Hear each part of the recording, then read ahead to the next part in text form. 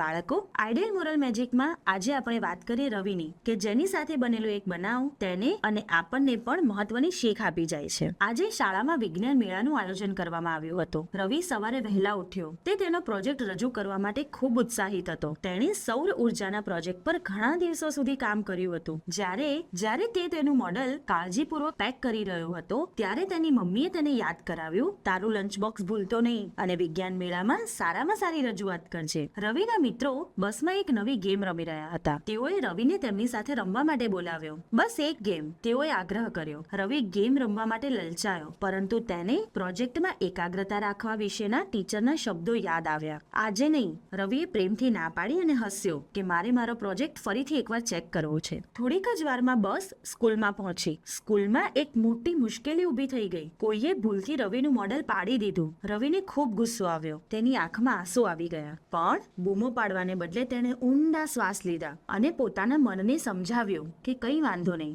મારી પાસે તેને ઠીક કરવા માટે હજુ સમય છે. લંચ દરમિયાન જ્યારે બીજા વિદ્યાર્થીઓ ક્રિકેટ રમવા દોડી ગયા, ત્યારે રવિ લાઇબ્રેરીમાં એક શાંત જગ્યાએ પહોંચ્યો અને પ્રોજેક્ટ રિપેર કરવા લાગી ગયો. તેની ફ્રેન્ડ મીરાએ તેને જોયો અને પૂછ્યું, તારે રમવા નથી જવું? રવિએ કહ્યું, અત્યારે મારા માટે પ્રોજેક્ટ વધુ મહત્વનો છે, તેથી રમવાની મજા મારે જતી કરવી પડશે. કેટલીક વાર આપણે મજા અને જવાબદારી ભર્યા કાર્ય વચ્ચે પસંદગી કરવી પડે છે.